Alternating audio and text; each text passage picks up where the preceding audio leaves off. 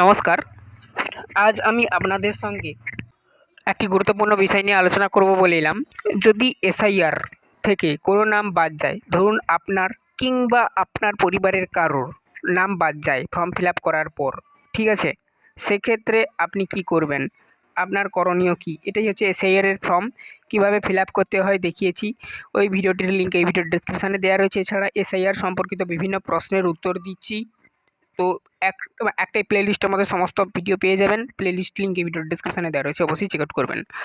আজকের প্রশ্নটা করেছিলেন অনেকে, এই প্রশ্নটা যে যদি এসআইআর থেকে কোনো নাম বাদ যায় তাহলে আমি কি করব? সেটা নিজের হতে পারে কিংবা পরিবারের অন্য কারোর হতে পারে। যে কারোর নাম বাদ গেলে কি করবে সেক্ষেত্রে, ঠিক আছে? ধরুন আপনি, আপনার উদাহরণটা দিয়েই বোঝাচ্ছি। এছাড়া আপনার পরিবারের অন্য কেউ হতে পারে যারা যারা এই ফর্মটি ফিল আপ করবেন। এখানে আমি আপনাকেই তুলে ধরছি। তো আপনি ফর্মটা ফিল আপ করেছেন, ঠিক আছে? তো আপনার ফর্মটা ফিল আপ করার পর বা আপনার পরিবারের অন্য কেউ ফর্মটা যে ফিল আপ করবে, ফিল আপ করার পর ৩টি প্রক্রিয়ায় লিস্ট বেরোবে। প্রথম ড্রাফট লিস্ট, তারপরে ফাইনাল লিস্ট, তারপরে হেয়ারিং লিস্ট। হেয়ারিং লিস্টে কাদের ডাকবে না, যাদের ডকুমেন্টসের কোনো সমস্যা বা যারা এই ফর্মটি ফিল আপ করার সময় যে তথ্যগুলো দিয়েছে, তথ্যের যদি কিছু গরমিল থাকে, যদি মিলিয়ে দেখার সময় কিছু গরমিল বাড়ায়, তাদের হেয়ারিং করা হবে। বোঝা গেল? এই ৩টি যে প্রক্রিয়া হবে, আবার বলছি, draft list, final list, hearing list. এই ৩টি লিস্টে আপনার যদি কোথাও না নাম থাকে তাহলে কিন্তু কী হবে, সেক্ষেত্রে আপনি ভোটার হিসাবে বাদ পড়তে পারেন।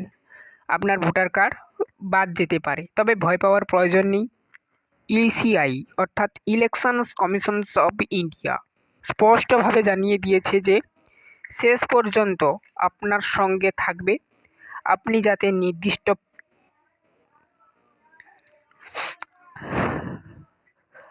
যাতে নির্দিষ্ট তথ্য প্রমাণ দিয়ে আপনি প্রমাণ করতে পারেন আপনি ভারতীয়, আপনি পশ্চিমবঙ্গের বাসিন্দা, তার হাজার একটা চেষ্টা করবে ইসিআই অর্থাৎ ইলেকশনস কমিশনস অফ ইন্ডিয়া।